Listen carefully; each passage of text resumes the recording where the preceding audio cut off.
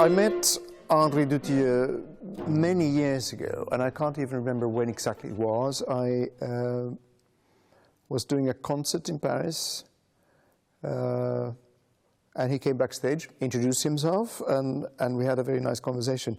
And I was, of course, completely in awe.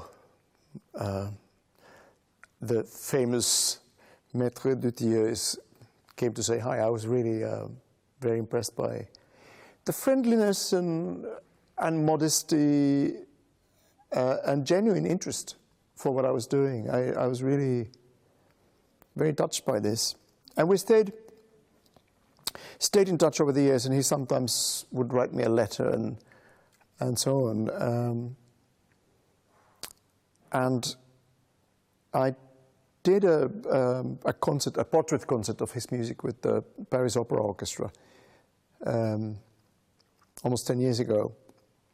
And that was the first time we really collaborated musically closely. And then the very last collaboration we had was the recording session of Correspondance and the cello concerto and Shadows of Time. And he was very old and quite ill already at that point, but his presence was an incredible gift to all of us, the orchestra and myself. I discovered his music when I was in my teens in Finland. I heard a couple of recordings. I heard a recording of the cello concerto with Rostropovich and some other music, I think Metabol.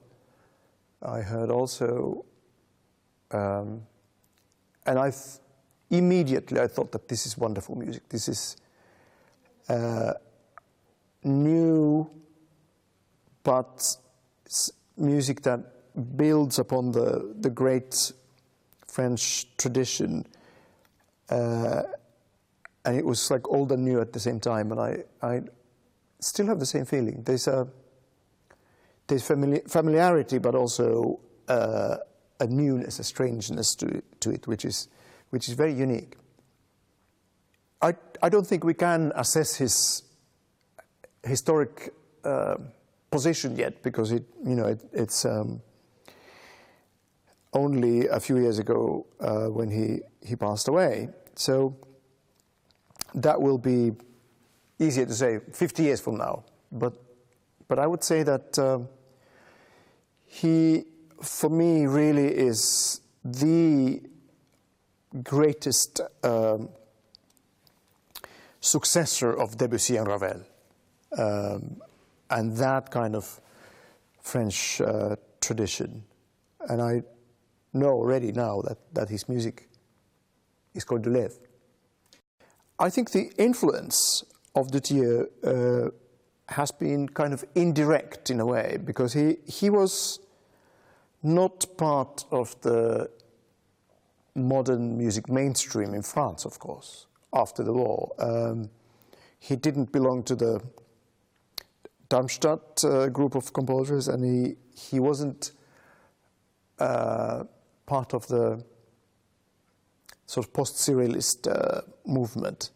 So my feeling always was that he was slightly outside of the mainstream contemporary music institutions, at least in this country. And interestingly, many of his performances happened elsewhere. And some of the major commissions of his music were also, came from the States and so on. So his career in this country was maybe not as prominent as it should have been or could have been. But now, of course, I mean, every French musician agrees that he's one of the great composers. There's no question about that. When I was studying composition, Dutilleux was not quoted as often as, say, Boulez or, Stockhausen or Nono or Berio. These people, he was a bit of an outsider even then.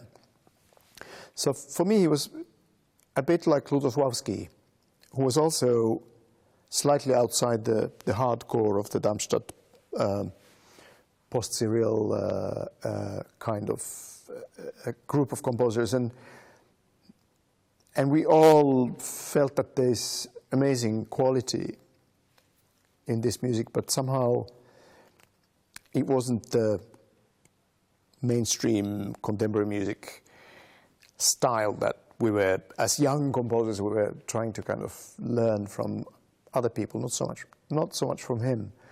Today, I would say that any young composer, if they want to learn about orchestral textures, harmony, timing, vocal writing, so on and so forth, they should look at Dutilleux. The style and approach of Dutilleux is very rarely purely abstract. It's very rarely about a sort of a construction idea or a process or some kind of textural idea. There seems to be some kind of poetic inspiration, or it is about an image or some kind of memory. So there's always a narrative. Even when he writes purely instrumentally, there seems to be some kind of poetic narrative. And in this way, he, of course, is very different from many of his contemporaries. Again, the post-war modernist movement was rarely interested in images or some kind of a psychological or emotional narrative. It was mostly about the material itself and study of material and processing the material. Whereas Dutilleux was, for him, material was not the main question in composition. Material was something he needed to create a certain type of narrative. And I find his music emotionally very arresting. I